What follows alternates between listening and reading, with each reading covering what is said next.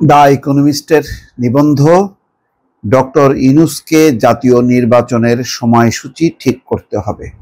খুবই গুরুত্বপূর্ণ কথা বলেছে এই দ্য ইকোনমিস্ট। অর্থাৎ এখন যে পরিস্থিতি, খুবই অগোছালো পরিস্থিতি, নানা ধরনের আভ্যন্তরীণ এবং আন্তর্জাতিক পরিস্থিতি মিলে নির্বাচনবিহীন অবস্থায় বেশি দিন থাকা যাবে না। এই চেষ্টাটা যদি করা হয় তাহলে সরকারকে সাপোর্ট করার মতন আসলে এখন যে ভঙ্গুর প্রশাসন তার পক্ষে সম্ভব হবে না। রাজনৈতিক দলগুলোর মধ্যে নানা ধরনের ক্রস চলছে, নানা রকম মতানৈক্য চলছে। এক পক্ষ নির্বাচনের জন্য উদ্গ্রীব, অন্য পক্ষ সেটাকে বিলম্বিত করে সংস্কারের দিকে এগোতে চায়। কিন্তু একটি জুৎসই সংস্কার আসলে রাজনৈতিক দলের সাপোর্ট ছাড়া সম্ভব না, এটাও বাস্তবতা। এই অবস্থায় নির্বাচনই একমাত্র সমাধান, সেই কথাটাই এই নিবন্ধে কিন্তু বলা হয়েছে। অভ্যুত্থান প্রায় বেশ বাজেভাবে শেষ হয়। প্রায় গত আগস্টে শিক্ষার্থীদের নেতৃত্বাধীন ক্ষমতাচ্যুত হন বাংলাদেশের স্বৈরাচারী নেতা শেখ হাসিনা।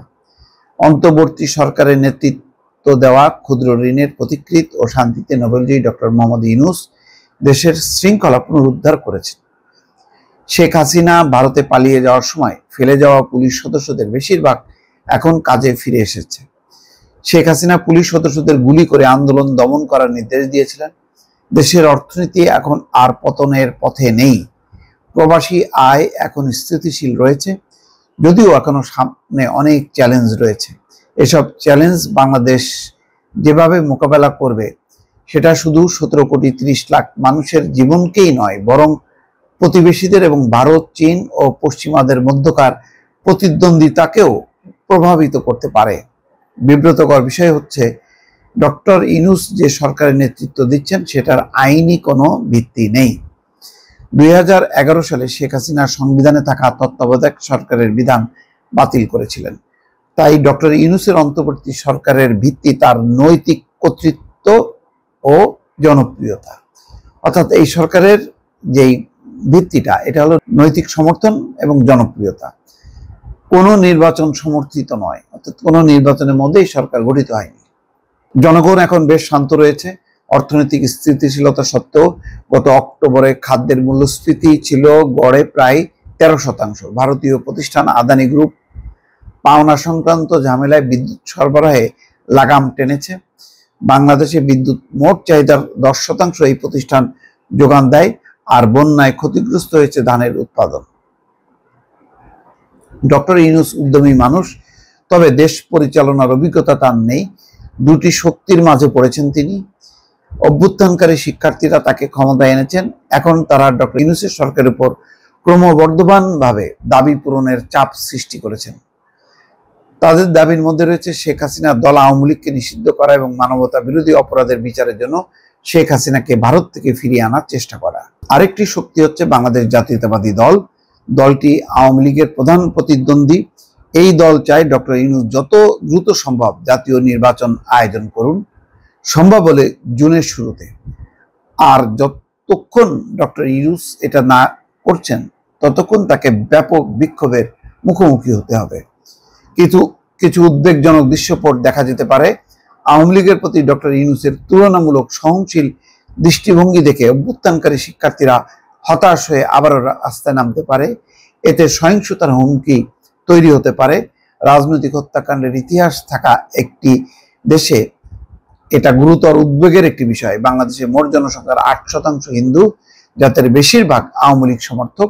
এরই মধ্যে সংখ্যাগরিষ্ঠ মুসলমানদের আক্রমণের শিকার হয়েছে হিন্দুরা। যাক, শেষ অবস্থাটা হলো এই যে অন্তর্বর্তী সরকারের 3 মাস পেরোনোর পর ডক্টর ইউনূসের সামনে সবচেয়ে গুরুত্বপূর্ণ কাজ হলো তাকে অবশ্যই জাতীয় নির্বাচনের সময়সূচি নির্ধারণ করতে হবে। দেশে সম্ভবত সেটা পরবর্তী 1 বছরের মধ্যে। দেশের গণতন্ত্রকে দীর্ঘমেয়াদে উন্নত করতে আইনি ও নির্বাচনী সংস্কারের জন্য কেন সময় দরকার তা ব্যাখ্যা করার জন্য তাকে আরো বেশি কিছু করতে হবে। ডক্টর ইউনূস অন্তর্বর্তী সরকারের প্রধান হওয়ার পর অনেক মানুষ বেশ উৎফুল্ল হয়েছিলেন, তবে কিভাবে দেশ পরিচালনা করবেন এবং কিভাবে ক্ষমতা হস্তান্তর করবেন সেসব নিয়ে তাকে একটি স্বচ্ছ পরিকল্পনা তৈরি করতে হবে। আর বেশি বিলম্ব হলে বাংলাদেশের অভ্যুত্থান অন্ধকারে পর্যবেসিত হওয়ার আশঙ্কা রয়েছে। দর্শক, তার মানে যথেষ্ট পরিমাণ একটি ইঙ্গিতপূর্ণ এই নিবন্ধ ইকোনমিস্টের, যে যদি বিলম্বিত হয় নির্বাচন তাহলে নানা অসন্তোষ তৈরি হবে, তাকে যারা ক্ষমতা এনেছে তারা ক্ষুব্ধ হবে, আবার বড় রাজনৈতিক শক্তি নির্বাচনের জন্য তারা ক্ষুব্ধ হবে। এর ফলে আরেকটি পরিস্থিতি তৈরি হবে যেটি ডক্টর ইউনূসের জন্য কোনোভাবেই এটি শুভকর হবে না। সুতরাং সেই জন্য ইকোনমিস্টের নিবন্ধে বলছে যে অবশ্যই নির্বাচনের সময়সূচি ঠিক করতে হবে, ঠিক করে সেই লক্ষ্য নিয়ে সবাইকে কাজ করতে হবে। এটি হচ্ছে এই ইকোনমিস্টের মূল প্রবন্ধ। তো বর্তমানে যে রাজনৈতিক যে আকাঙ্ক্ষা তার সাথে কিন্তু মোটামুটি এই ইকোনমিস্টের নিবন্ধের অনেকটা মিল আছে। দর্শক, ভালো থাকবেন। আল্লাহ হাফিজ।